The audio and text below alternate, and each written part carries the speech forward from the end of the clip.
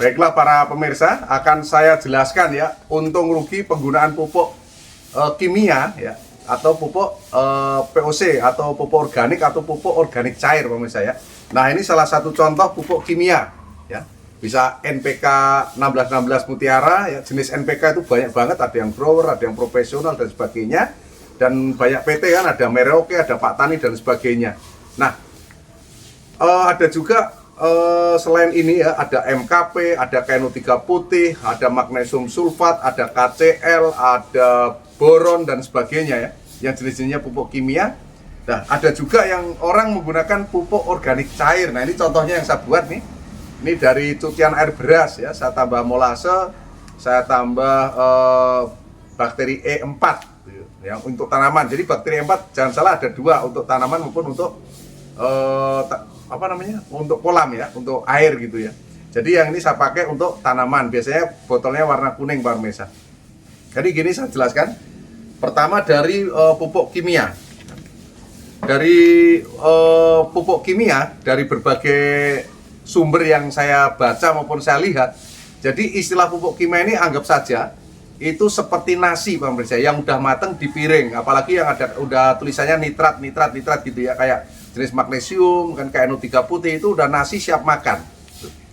Jadi ketika kita menggunakan pupuk kimia, kita siramkan ke media maupun disemprot ke daun ya, ada yang untuk disemprot ke daun, contohnya Gandasil D, Vitoplex ya, untuk penghijau daun, untuk penyubur daun. Ada juga yang dikocor di tanah ya, seperti NPK ya kan, magnesium sulfat, MKP, KNO3 putih dan lain-lainnya pemirsa.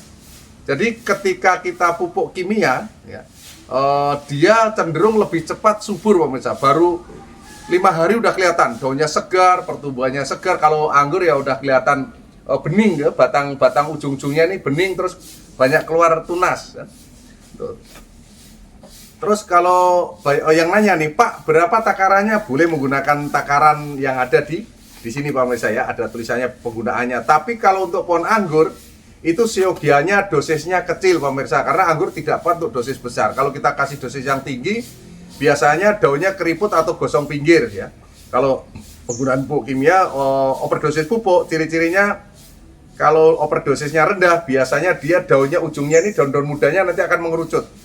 Kenapa dia mengerucut atau mengkeret ya? Itu datang hama trip, karena daun ini banyak kandungan nitrogen yang disukai oleh hama-hama seperti wereng, seperti trip ya, dan lain sebagainya.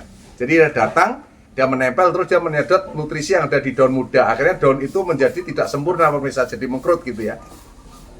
Nah, bagaimana Pak caranya supaya tidak overdosis? Dari yang paling kecil, umpama nih dari 1 liter dengan 5 butir NPK nih kita campur. Nanti setelah dia tahan, artinya dia mengenal pupuk kimia, baru kita tambah dikit-dikit dosisnya. Bisa 1 sendok dengan 10 liter air seminggu sekali, pagi hari secukupnya saja. Ya, kalau umpamanya menggunakan pot, tidak menggunakan media tanah seperti sebelah kanan ini yang menggunakan media tanah, di pot cukup 2 gayung 3 gayung per mesa pagi hari ya. Dan seyogianya jangan terlalu basah berkepanjangan. Pohon anggur tuh nggak suka basah berkepanjangan. Artinya kalau tiap pagi sore disiram, pertumbuhannya malah kurang bagus. Yang bagus penyiraman pagi hari. Kapan disiram? Ketika media tanam agak kering pemirsa. Kalau dia media tanam masih basah nggak usah ya. Terus nggak bagusnya penggunaan pupuk kimia. Nah, pupuk kimia yang dipakai berlanjut terus menerus ya, artinya tiap seminggu sekali pupuk kimia. Setelah sekian tahun, mungkin 2-3 tahun kemudian, ini media tanam di dalamnya akan kering kerontang, seperti tidak ada sari-sarinya sama sekali pemirsa ya. Jadi kelihatannya kering kerontang gitu. Kalau kita bongkar itu semuanya akar ya. Pohon anggur ini kalau sudah 1 tahun lebih, itu di dalamnya insya Allah berisi akar semua di dalam pot ya. Kalau di dalam tanah ya seputaran tanah akar semua. Terus Pak, bagaimana caranya mengantisipasi supaya media itu tidak rusak? Seyogianya diselang-seling ya, kadang pupuk kimia, kadang pupuk organik ya. Organik bisa dari kotoran hewan ya, seperti kotoran kambing kering, kotoran sapi ya, terus bisa menggunakan sampah-sampah daun-daunan yang dimasukin karung terus difermentasi supaya melepuh menjadi tanah gitu ya. Jadi seperti itu, dicampur selang-selingkan dengan pupuk kimia. Umpama anggap aja ini seminggu menggunakan pupuk kimia, seminggu lagi POC boleh, atau POC terus boleh. Karena banyak juga yang fanatik, Pak saya tidak mau menggunakan pupuk kimia, apakah pohon anggur saya berbuah? saya yakinkan kalau untuk jenis-jenis anggur seperti Jupiter, Heliodor, Gosby, Ninel, Dixon ya, dan lain-lainnya yang mudah buah, saya yakinkan tetap berbuah pemirsa. Kenapa demikian ya? Ini tak jelaskan lagi. Karena di media tanam ini, di tanah yang kita pakai nanam, itu sebenarnya sudah terdapat banyak kandungan pupuk. Ada unsur apapun ya, nitrogen, magnesium, kalium, fosfat, boron dan sebagainya udah ada. Cuma mungkin ya ada yang kurang gitu ya. Umpamanya anggap aja kok tiba-tiba Pak daunnya kuning ya, kok daunnya kuning, oh berarti kurang unsur nitrogen atau kurang unsur-unsur yang dia menjadi kuning gitu. Nah, kita tambahi pupuk seperti pupuk NPK nih ya, nitrogen, fosfat, kalium. Fosfat buat memperbesar batang ya, untuk memperbaiki akar termasuk kalium. Nah, yang nitrogennya untuk pertumbuhan. Jadi itu garis besarnya seperti itu. Jadi kalau kerugiannya menggunakan pupuk kimia yang berkelanjutan tanpa menggunakan pupuk yang lain, itu media tanam akan rusak, akan menjadi keras. Kalau masalah buah tetap berbuah, tadi saya kembalikan lagi, kalaupun pohon ini tidak dipupuk kimia maupun POC, asal dia subur ya, karena di media tanamnya udah ada kandungan tadi saya bilang, itu tetap berbuah. Jadi kadang-kadang ada, Pak, pupuk pembuahan generatif, Pak, pupuk pertumbuhan vegetatif, ya memang perlu juga, cuma tidak artinya tidak harus ya pemirsa ya. Tidak harus pohon anggur harus dipupuk generatif supaya buah tuh MKP, tabur KNO3, tambah sedikit bor, enggak juga pemirsa. Oke, kemudian saya jelaskan masalah penggunaan pupuk yang kedua, keuntungan dan kerugian yang tadi saya bilang, dari cucian air beras, saya tambah molase sama bakteri M4. Jadi kalau kita menggunakan pupuk ini ibarat kata kalau nasi itu masih dalam bentuk beras, butuh proses ya.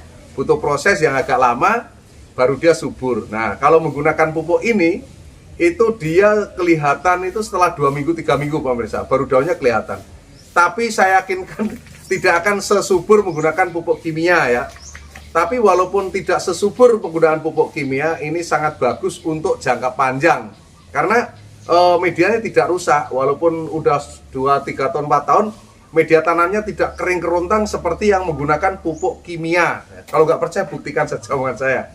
Ya. Tapi saya tidak meyakini bahwa yang saya katakan ini benar, ya, karena orang punya sudut pandang masing-masing. Nah, ini yang barangkali ada yang setuju dengan saya, monggo. Kalau nggak setuju, boleh menggunakan caranya masing-masing, pemirsa. Oke, jadi di antara pupuk organik ya bisa tadi air cucian beras, bisa PSB, bisa Jakaba. Kalau PSB itu bakteri fotosintesa ya,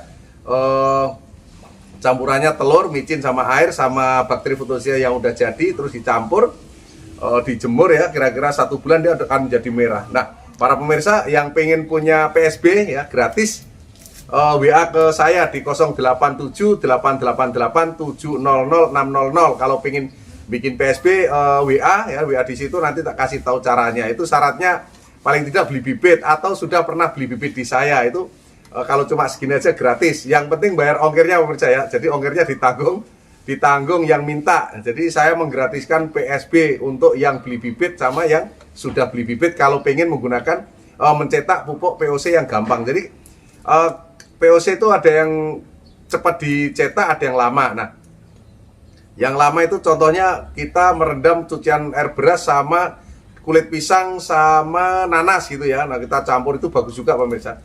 Lama atau mungkin dari akar-akar bambu gitu biar ada mikorizia dan sebagainya. Tapi kalau pengen cepat nyetak pupuk organik itu tadi yang saya bilang dari micin ya, micin mungkin 5 sendok, telur 5 butir, 15 liter air, masukkan ke botol minerale, terus tutupnya dilonggarkan, dijemur ya. Itu sama dikasih biang PSB biar cepat jadi. Terus penggunaannya pemirsa ya, penggunaan pupuk PSB ini pupuk organik ya. Ini pupuk yang tadi saya bilang dari cucian air beras. Itu 1 gelas atau 2 gelas aqua dengan 10 liter air supaya dia tidak overdosis pupuk. Kadang-kadang ada orang bilang, Pak, kalau menggunakan pupuk organik apakah ada overdosis? Tetap sama pemirsa ya. Kalau dia terlalu tinggi, umpamanya ppm-nya kalau kita celup menggunakan alat, ppm-nya itu lebih dari 2500, pohonnya kalau masih kecil itu bisa kaget dan bahkan bisa mati pemirsa. Tapi kalau pohon mati karena overdosis pupuk, nggak usah sedih, bisa WA di saya 087 888 700 600 atau datang langsung di Kebun Anggur Port Jakarta, Jalan MKV 1, Gang Film nomor 9 RT 02 RW 04 Kelurahan Jagakarsa, Jakarta Selatan. Saya kasih solusinya. Oke, lanjut. Terus pupuk organik ini pemirsa ya, kadang-kadang orang bilang, Pak, saya nggak pupuk organik karena bau. Nah gini, ketika pupuk organik ini bau, berarti mikroba atau anggap aja penyakit yang di dalamnya ini, unsur-unsur yang di dalamnya ini, virus dan sebagainya, bakteri yang bagus untuk tanaman, itu masih hidup pemirsa. Tapi kalau sudah tidak ada baunya sama sekali, saya yakinkan pupuk itu sudah tidak ada khasiatnya. Nah itu bedanya. Kalau ini insya Allah nggak ada expirednya nih NPK ya, pupuk kimia ini jarang ada expirednya. Artinya dalam jangka lama pun yang penting dia tidak rusak, tidak terkontaminasi dengan oksigen, H2O2 atau kena apapun ya, itu dia akan awet kalau di dalam plastik. Tapi kalau pupuk POC ini dia lewat dari 1 tahun, biasanya khasiatnya udah nggak ada. Jadi diperbarui terus. Nah itu kerugiannya. Jadi kalau bukan kerugian ya, jadi kekurangannya kalau POC lama tidak dipakai ya, lama gitu, begitu kita buka sama sekali tidak ada baunya, itu khasiatnya sudah menurun atau bahkan sama sekali udah nggak ada khasiatnya pemirsa. Tapi apapun itu suka-suka para pemirsa sekalian. Yang jelas yang saya pastikan, anggur impor itu berbuah bukan karena pupuk, bukan semata-mata karena pupuk, tapi karena pohonnya subur. Nah subur dari apa? Karena media tanam yang kita cetak mungkin dia sangat cocok di situ, bisa karena tempatnya mataharinya penuh atau tempatnya dia menunjang ya, tidak terlalu lembab gitu, artinya tidak terapit oleh dinaungi pohon besar atau rumah yang tinggi-tinggi, terus dia kekurangan sinar matahari dan sebagainya. Nah, banyak orang yang bertanya, Pak, bagaimana kalau kita menanamnya los ya, tidak menggunakan greenhouse atau tutup plastik seperti di atas ini? Ya, kita bisa lihat di atas ini menggunakan plastik. Itu ketika musim hujan ya, tolong siapkan insektisida dan fungisida. Artinya obat untuk serangga dan obat untuk jamur ya. Kalau jenisnya serangga seperti wereng atau hama trip ya. Hama trip itu tadi yang saya ceritakan, dia daunnya tiba-tiba mengerucut jelek gitu, yang bisa dilihat dengan menggunakan HP. Caranya ini daun, ini HP taruh di bawahnya, terus diketok tek gitu, dia akan rontok di layar HP. Tapi kalau dengan mata telanjang susah dilihat pemirsa, karena terlalu kecil. Itu obat yang cocok Demolis bisa ya, atau jenis Demolis, Abasel, Desis dan sebagainya. Tapi kalau saya sarankan menggunakan Demolis, yang saya pakai Demolis itu bagus. Tapi kalau hamanya jenisnya kutu putih ya, yang nempel-nempel di batang, kutu putih atau kutu kebul, itu yang paling cocok tuh Starban pemirsa. Ya boleh yang lain boleh ya, kalau ada yang mungkin punya pengalaman yang lebih menarik boleh. Tapi saya menggunakan Starban, sekarang semprot besok mati. Termasuk rengit ya, rengit yang dia rengit itu hitam, dia nempel-nempel di batang, dia hidup ya, biasanya berkolaborasi dengan semut. Nah, terus kalau hama semut pemirsa, banyak orang yang bingung, Pak, semut saya banyak. Itu gampang ya, sekarang udah banyak obat canggih, bisa lihat di online ya, pembasmi koloni semut ya, obat pembasmi koloni semut itu kalau kita tetes itu dia datang mengerubuti dan dia pulang mati semua koloninya, termasuk induknya mati sama telur-telurnya mati pemirsa. Gitu. Terus kalau dia terserang jamur, nah kalau jamur itu berupa tepung di atas daun, namanya embun tepung, itu obatnya bisa Ridomilgol, Natipo ya. Kalau yang dibaliknya seperti karat, nah karat daun bisa pakai Amistartop. Nah, nanti kalau masih kurang jelas ya bisa di WA ya. Saya selalu konsultasi WA, selalu saya jawab. Tapi kalau telepon, mohon maaf kadang nggak keangkat karena banyaknya aktivitas yang saya jalani pemirsa. Jadi bisa tadi saya ulang lagi 087 888 700 60 ada di kolom pinggir bawah ya. Atau datang langsung ke Jalan MKV 1 Gang Film nomor 9 RT 02 RW 04 Kelurahan Jagakarsa, Jakarta Selatan. Oke, semoga bermanfaat apa yang saya katakan, apa yang saya bilang hari ini. Kita sama-sama belajar.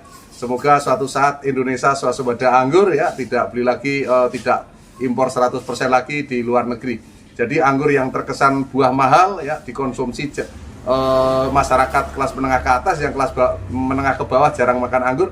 Dengan adanya tutorial banyak tentang anggur ya, insya Allah anggur bisa dirasakan seluruh lapisan masyarakat. Dengan moto anggur merah susu beruang, jangan menyerah, tetap berjuang. Oke, assalamualaikum warahmatullahi wabarakatuh.